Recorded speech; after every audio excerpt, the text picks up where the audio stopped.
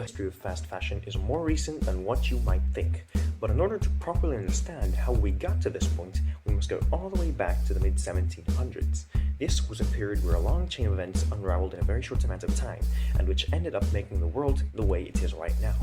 To start with, the period going from 1750 to 1850 is known as the... Now, I know what you are thinking, it's probably the Industrial Revolution. But you are wrong, I'm afraid. I'm talking about the Agricultural Revolution. To be fair though, it is part of the industrial one, but many historians will agree with me that it's important to keep them separate, since it is what then sparked the Industrial Revolution. Now, I'm sure most of you will say you remembered this, but for the benefit of those who just say it and don't actually know it, I will give you a brief summary. In the late 1700s, agriculture starts being more and more productive, meaning that more people could be supplied with food, meaning that people could have more children, which therefore was the ultimate cause of the population boom.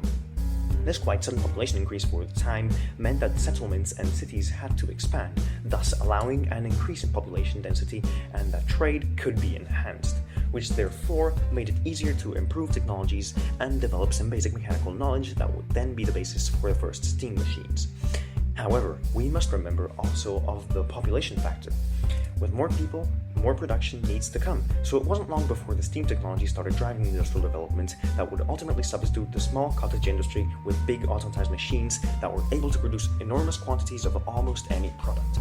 Obviously, this phenomenon took place also in the fashion industry, which meant that clothes could now be mass-produced and could supply hundreds of thousands of people. Clothes were now produced much faster, yet working conditions were atrocious and appalling to say the least.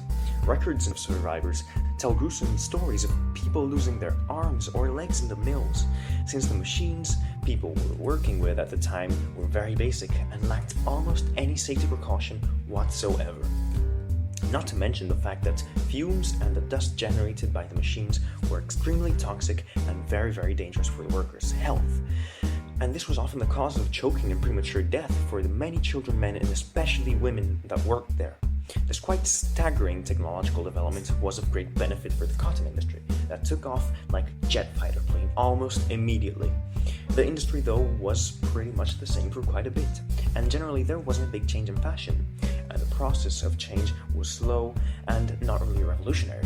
But how did you get from men wearing top hats, blazers, and golden pocket watches, and women having long skirts and big hats often decorated with peacock feathers in the 19-teens to, well, this? Now, I know this question might sound a bit weird and possibly even dumb, but if you look at 1600s and 1700s fashion, both for men and women, you will notice that even though there are some minor differences, there are no fundamental ones. Believe it or not, this radical evolution of fashion happened for a reason. But in order to understand this properly, we must fast forward to the 1970s, precisely 1974, in A Coruña, Spain. Wait, look, do you see that sweet, confused-looking elderly local? That's Amancio Ortega, and he's about to become the second richest person in the world. But don't tell me that. He has been supplying the retail sellers of Spain with clothes designed by him since 1950, and he has now founded a company I am sure you all are familiar with. It's called Zara. The peculiar thing about Zara, though, was that differently from the other clothes producers, the designs didn't go by season, and instead had new designs being released much more often. This assured that the customers would go and visit the store very, very often, as they would have been sure to find at least one new design. However, for a company like this to succeed, you must have low prices, and clothes designing is extremely expensive. So Zara decided to make the production cheap. And what better place and way to find cheap workforce than exploiting poor people in low-income countries by making them work countless hours a day by terribly built buildings with no safety precautions whatsoever.